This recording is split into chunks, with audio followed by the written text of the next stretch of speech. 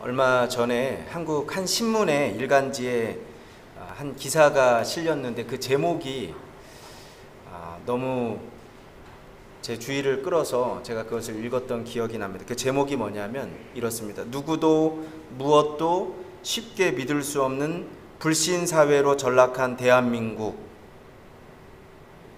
무슨 말인지 아시나요? 누구도 무엇도 믿을 수 없는 불신사회가 된 대한민국에 대한 내용입니다.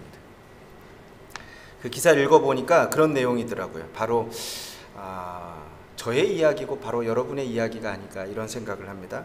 부모들이 자녀들에게 그렇게 가르칩니다. 일단 모르는 사람은 만나면 어떻게 해라? 의심부터 해라 이렇게 얘기한대요. 참 슬퍼요, 여러분.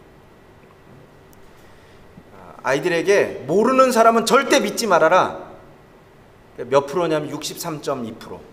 그러니까 10명 중에 6명, 7명은 절대 모르는 사람 믿지 말아라.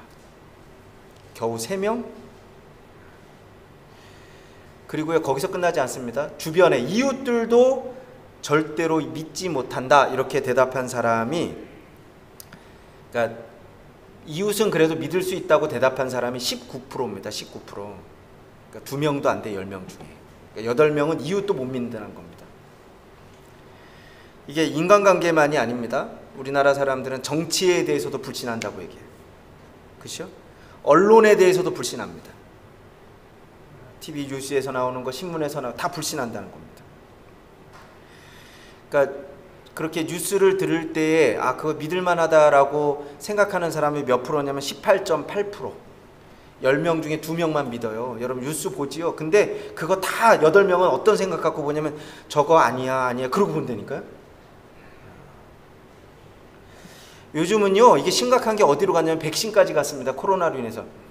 요즘 백신을 불신하는 사람들도 많이 늘었다 이런 얘기합니다. 제가 오늘 아침에 와서 여러 가지 뉴스들을 살펴보는데 그런 내용이 저한테 딱 메일이 왔더라고요. 메일을 살펴보네. 어떤 내용이었냐면 신천지 세미나 초청, 저한테, 저 담임 목사인데 저한테 그게 왔더라고요. 교회도 불신합니다. 우리 교인들 중에 그런 얘기를 해요. 한국에 가서 아이들에게 교회를 좀 이렇게 정하게 하려고 했는데 가보면 이상한 교회가 그렇게 많대요. 저는 참 가서 보면 이상한 교회를 만나기가 참 어려운데, 근데 우리 성도들은 가보면 이상한 교회가 그렇게 많아요. 이상한 교회, 이상한 목사님. 교회도 불신하고. 한마디로 얘기하면 지금 우리는 불신의 시대를 살아가고 있습니다. 염세주의 철학자 쇼펜하우어라고 하는 사람이 항상 어디 여행을 할 때 보면, 어디를 갈 때 보면 항상 개 한 마리를 끌고 다녔대요. 강아지 한 마리를 데리고 다녔는데 어디 가서 음식을 먹게 되면 이 사람은요, 먼저 그 음식을 누구에게 주냐면 개에게 주는 거예요. 먹고 개가 아무렇지도 않으면 자기가 먹었대. 기미상궁이죠, 기미상궁. 그렇죠? 여러분, 그런데 솔직히 우리 인간은요, 한순간도 믿음 없이는 살 수가 없는 존재들이 바로 저와 여러분입니다. 오늘 본문은 정말 믿음이 아주 큰 한 여인이 등장을 합니다. 예수님으로부터 이 여인이 칭찬을 받았습니다. 네가 큰 믿음을 가졌도다 칭찬을 받았고, 또 그가 간구했던 그 소원이 응답을 받았던 한 여인의 이야기를 우리가 오늘 함께 읽었습니다. 이 여인은 이방 가나안 여인이었습니다. 자신의 딸이 흉악한 귀신에 들려서 주님 앞에 나와서 간절하게 간구했던 여인입니다. 그런데 오늘 말씀해 보면 예수님이 이 여인의 간구를 모르는 척하고 오히려 모욕까지 하셨어요. 그렇죠? 26절 말씀에 보면은요, 마치 개에게, 우리 한번 26절 말씀 한번 읽어볼까요? 26절 한 목소리로 한번 읽어보겠습니다. 시작.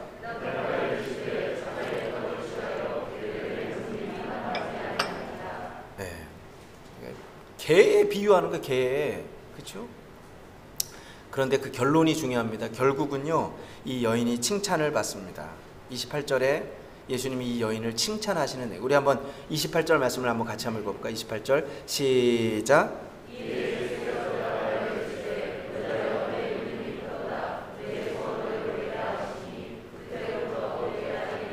예, 내 믿음이 크도다. 원문을 보면 메갈레 피스토스 이런 단어입니다. 이게 뭐냐면 메가톤급의 믿음이다 이런 뜻이에요. 여러분 메가톤 아시죠? 메가톤급. 이건 엄청난 칭찬입니다. 교회 다닌다고 해서 다 믿음이 있는 것 아니잖아요. 믿음이 있다고 해서 또 그렇다고 믿음이 다 똑같은 것도 아닙니다. 어떤 분은 아주 큰 믿음이 있고 또 어떤 분은 아주 연약한 믿음이 있어요. 또 어떤 사람은 아예 믿음이 없는 사람도 있어요. 그런데 오늘 이 여인은요, 메가톤, 엄청나게 큰 믿음을 가지고 있었던 여인입니다. 한 여자분이 시장에 갔습니다. 시장 생선가게에 가서 생선을 사는데 이분이 항상 생선 살 때마다 조그마한 생선만 사는 거예요. 어느 날 생선가게 주인 아주머니가 그렇게 얘기하는 거예요. 좀 큰 것 좀 사세요. 오늘 이렇게 생선 다 좋은데 맨날 요만한 거 사지 말고 좀 큰 것 좀 사세요. 이렇게 좋은 거 많이 있잖아요. 이렇게 얘기했어요. 그랬더니 그분이 그렇게 얘기하는 거예요. 사실은 우리 집에 있는 후라이팬이 요만해 갖고요. 그랬더니 그 생선가게 아줌마가 그렇게 얘기했대요. 생선 사기 전에 먼저 후라이팬부터 큰 걸로 사세요. 여러분, 하나님의 은혜를 경험하려면요, 우리의 믿음의 분량이 커야 됩니다. 메갈로 피스토스, 알렉산더 대왕, 우리가 많이 들어서 알고 있죠. 이분이 신하들이 많이 있었지만 그 중에 아주 충성스러운 신하가 한 분 있었어요. 그런데 이 신하가 나이가 많이 들어서 이제는 은퇴를 하려고 합니다. 이제 고향에 돌아가서 살겠습니다 이렇게 얘기하는 거예요. 알렉산더가 보니까 평생 자신을 도와서 아주 충성스럽게 일했던 신하잖아요. 그래서 그 신하에게 마지막으로 소원이 무엇인가, 내가 그대의 소원을 들어주겠다, 뭐든지 구해라, 그렇게 얘기를 했습니다. 그랬더니 이 늙은 신하가 하는 말이 그렇게 얘기합니다. 폐하, 저에게 폐하가 정복하신 나라 중에서 하나를 저에게 주십시오, 이렇게 얘기했다는 겁니다. 그랬더니요, 그 옆에 있던 다른 신하가 이야기합니다. 아니, 감히 어떻게 폐하의 나라를 구할 수 있는가? 그러면서 옆에서 근데 그 이야기를 가만히 듣고 있던 알렉산더가 다들 조용히 하라고 시켰어요.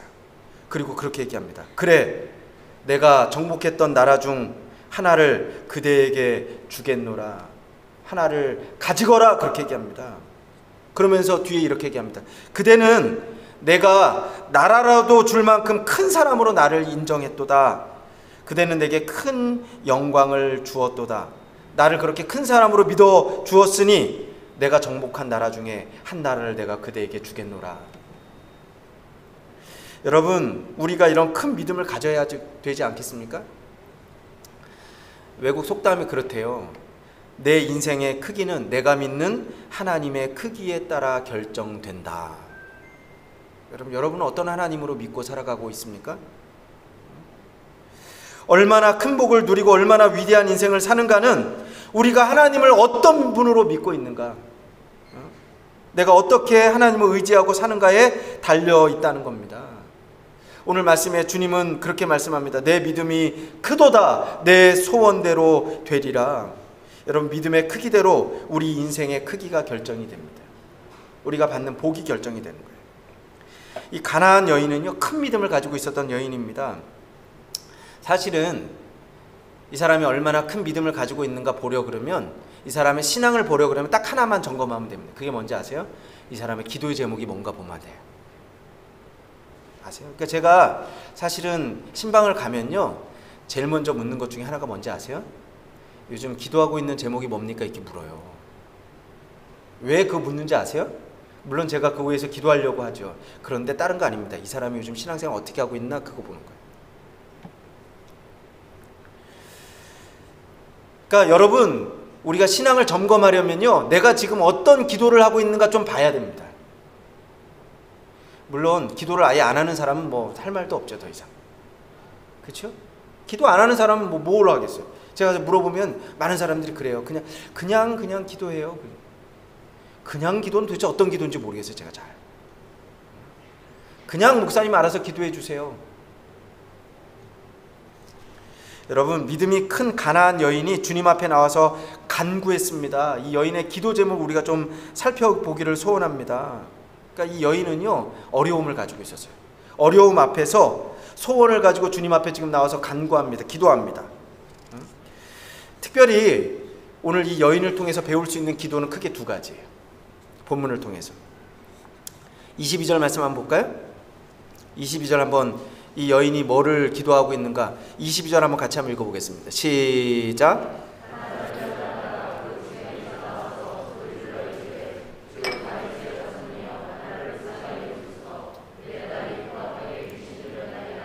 예, 여러분 이거는 우리도 다 같이 구할 수 있는 기도입니다. 첫 번째 기도 제목이에요. 우리가 본받을, 주여 나를 불쌍히 여기소서, 이렇게 기도했어요.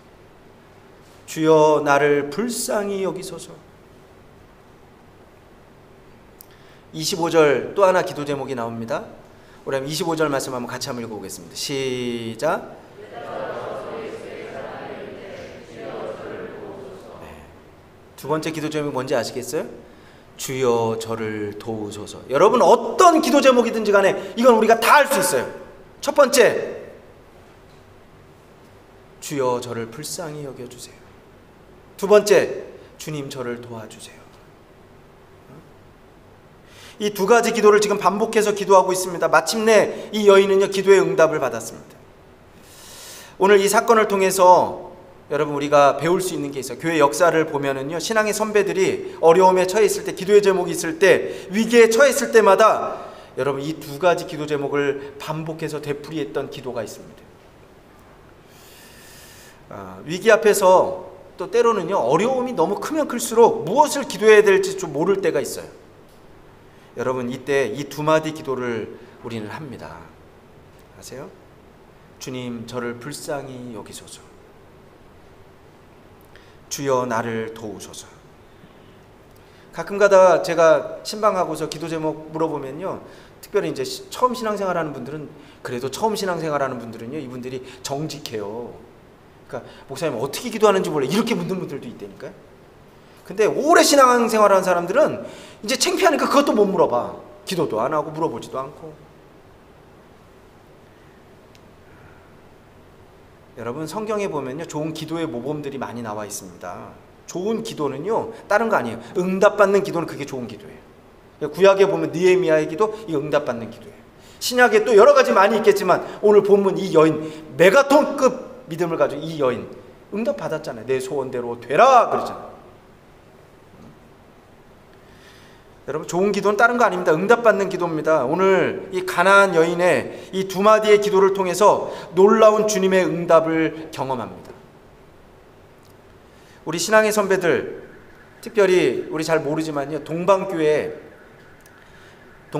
지금도요, 이 가나안 여인이 드렸던 이 기도문을요, 모범으로 기도를 하고 있어요. 그 기도 제목을 붙였어요. 그 기도 제목이 뭐냐면 예수의 기도예요. 예수의 기도. 예수의 기도. 그러니까 예수의 기도라는 건요, 예수님이 가르쳐 주셨던 기도란 뜻이 아닙니다. 그건 주기도문이고, 주기도문은 주님이 가르쳐 주셨던 기도고, 오늘 이 예수의 기도는 뭐냐면 그거예요. 우리가 예수님 앞에 나가서 기도했을 때 주님이 감동받고 응답해 주셨던 기도, 그게 예수의 기도예요. 무슨 기도를 해야 될지 모를 때 여러분 오늘부터 여러분 이 딱 두 마디 하시길 바랍니다. 주여 나를 불쌍히 여기소서. 주님 나를 도우소서. 그리고 마침내요, 이 여인이 하나님의 응답을 받습니다. 오늘 우리는 어려운 시기를 살아갑니다. 주님 앞에 나와서 기도하는 저와 여러분이 되시길 주님의 이름으로 축원합니다. 문제는요, 기도한다고 다 응답받는 건 아니잖아요. 그렇죠? 여인이 기도했어요. 그런데 여러분 이게 보면 이게 과정도 잘 봐야 돼요. 말씀을 볼 때. 여러분 아무 응답이 없습니다. 때로는요, 우리가 하나님께 기도할 때 무응답일 때가 있어요. 이걸 우리는 뭐라 그러냐면 하나님의 침묵, 이렇게 얘기합니다. 도무지 아무런 대답하지 않으십니다. 대꾸하지 않으실 때가 있습니다. 욥기 보면은요, 욥이 어려움에 처했어요. 하나님께 기도합니다. 그런데 하나님이 응답하지 않습니다. 욥기 24장 8절 9절에 보면 욥이 그렇게 고백을 합니다. 그런데 내가 앞으로 가도 그가 아니 계시고 뒤로 가도 보이지 아니하며 그가 왼편에도 일하시나 내가 만날 수 없고 그가 오른편으로 돌이키시나 배울 수 없구나. 여러분 이게 욥의 기도입니다. 기도하는데, 어려움 가운데 그가 기도하는데 앞으로 뒤로 옆으로 좌우로 도대체 주님을 만날 수가 없다는 거예요. 그러면서 욥기 13장 24절 말씀에 보면요, 그렇게 기도합니다. 주께서 어찌하여 얼굴을 가리우시고 나를 주의 대적으로 여기시나이까. 그 상황이 어떻겠습니까? 욥이 일본의 엔도 슈자코라고 하는 분이 쓴 소설 중에 침묵이라고 하는 제목의 책이 있습니다. 그 내용이 뭐냐면 어려움 가운데 하나님께 기도했어요. 그런데 하나님은 응답하지 않아요. 그게 내용이에요. 하나님이 침묵하셨다. 그래서 제목이 침묵입니다. 일본 역사 속에 있는 겁니다. 카톨릭 선교가 행해질 때에 박해가 일어났습니다. 엄청난 박해가 일어났어요. 많은 카톨릭 신도가 죽었습니다. 그런데 일본의 신도들이요, 하나님께 많이 간구했다는 겁니다. 그런데 하나님이 응답하지 않으셨습니다. 그게 침묵이 침묵. 결국은 어떻게 됐는가? 오늘 보면 일본 보면 알잖아요. 많은 성도들이 결국은 믿음을 버리고 다 돌아섰어요. 오늘 이 여인은 주님께 부르짖었습니다. 그런데 23절 보면 예수님이 한 말씀도 대답하지 아니하시니, 응답하지 않으셨어요. 침묵하십니다. 무시하십니다. 왜 예수님이 이렇게 침묵하셨을까? 여러분, 어쨌든 간에 주님이 그렇게 침묵하셨는데 이 여인은요, 기도를 멈추지 않습니다. 결국은요, 기도가 응답받습니다. 결론이 중요해요. 여러분, 신앙생활 할 땐 결론이 참 중요합니다. 지난 도쿄올림픽 때 여러 가지 많은 이야기들이 있었잖아요. 그런데 우리나라 여자 배구가 우리에게 큰 감동을 줬던 거 여러분 기억하시죠? 4강에 올라갔어요. 4강. 세계 4강. 경기마다 얼마나 많은 일들이 있었는지 막 볼 때마다 막 화가 나기도 하고요. 그렇죠? 그 중에 저는 기억하는 게 예선 2조, A조 두 번째 경기를 하는데 우리나라랑 케냐랑 경기가 있었어요. 이 아프리카 사람들이 얼마나 운동 잘하는지 몰라요. 그렇죠? 근데 그때 주심이 누구였냐면 일본 여자 주심이었어요. 일본 여자 주심. 그러니까 본 사람은 다 알 거예요. 경기를 보는데 얼마나 막 화가 나는지 몰라요. 얼마나 오심 아니 편파 판정을 하고요. 우리가 이겼는데도 그쪽으로 점수를 주고요. 그런데 결국은요, 누가 이겼냐면 우리나라가 3대0으로 이겼어요. 여러분, 8강전에서 터키도 이기고요, 4강까지 올라갔습니다. 결론이 중요하잖아요. 지금은요, 그랬는데도 우리가 이겼다? 여러분, 오늘 말씀은 결론이 중요합니다. 결론은요, 이 여인이 기도의 응답을 받았다는 겁니다. 처음 부르짖었을 때 예수님이 침묵하셨어요. 침묵하신 이유가 무엇인가? 신학자들은 그렇게 이야기를 합니다. 아마도 주님은 이 여인의 믿음을 시험하기 위해서 침묵하셨을 것이다. 이 여인이 어떤 믿음을 가지고 있는가? 이 여인은요, 기도하는 여인. 거기서 끝나면 안 됩니다. 계속 기도하는 여인, 믿음의 소유자였습니다. 포기하지 않습니다. 포기하지 않고 기도하는 저와 여러분이 되시길 주님의 이름으로 축원합니다. 여러분, 기도하는 사람이 돼요. 그러나 한 번 기도하고 그치는 것 아니고 계속해서 우리는 기도해야 됩니다. 계속해서 이 여인이 부르짖습니다. 드디어 예수님이 응답하십니다. 그런데 그 응답이 좀 이상해. 아까 우리가 읽었던 26절 좀 이상하죠? 우리 26절 말씀 한번 다시 한번 읽어볼까요? 26절 읽겠습니다. 시작.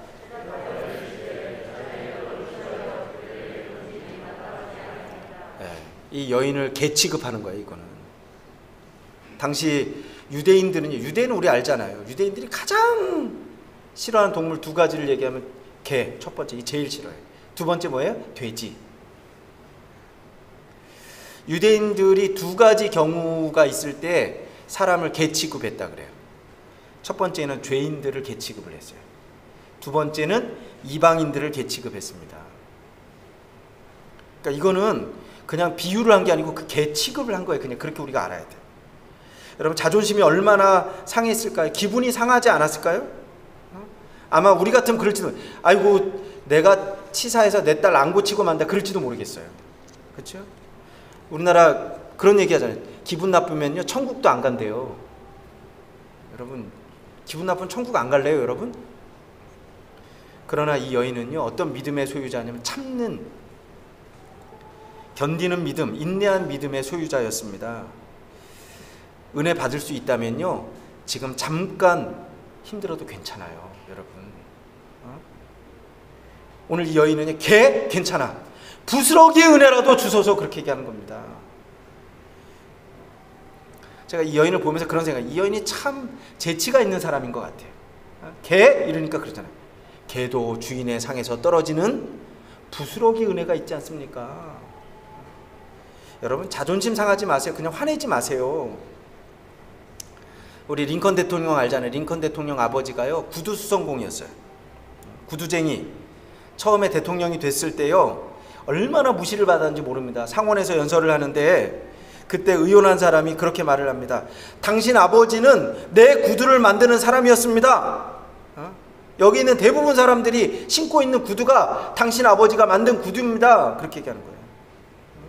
그런데 구두 수성공 아들인 당신이 어떻게 감히 대통령이 될 수 있습니까? 뭐 이런 의미입니다. 그게. 그때 대통령 링컨이 그렇게 대답을 했어요. 먼저 저의 아버지를 기억하게 하시니 감사합니다. 저의 아버지가 만든 구두는 정말 솜씨가 좋은 구두였습니다. 혹시 저희 아버지가 만든 구두가 고장이 났다면 저에게 가져오시면 됩니다. 제가 저희 아버지만은 못하지만 제가 배운 솜씨로 잘 고쳐드리겠습니다. 그렇게 얘기를 했어요. 여러분, 겸손하고 재치 있게 대답을 했다는 겁니다. 그랬더니 오히려 말했던 그 사람이 부끄러워졌어요. 다 전체가 다 숙연해지는 거예요. 여러분, 큰 믿음의 사람은요, 무시를 당하는 것도 극복할 수 있습니다. 큰 사람과 작은 사람의 차이는, 작은 사람은 자존심 상하면 그럼 못 참아요. 나를 무시했어. 그리고 막. 그러나 큰 사람은요, 오히려 더 겸손한 거예요. 더 겸손합니다. 우리가 신앙생활할 때 자존심 내세우지 않기를 바랍니다. 교회 생활할 때요, 자존심 싸움하지 않기를 바랍니다. 그러니까 교회는요, 겸손해야 돼요. 더 많이 겸손해. 그 사람이 큰 사람입니다. 우리 마지막으로 28절 말씀을 다시 한번 읽어보겠습니다. 28절, 오늘 우리에게 주시는 말씀으로 다시 한번 읽겠습니다. 시작.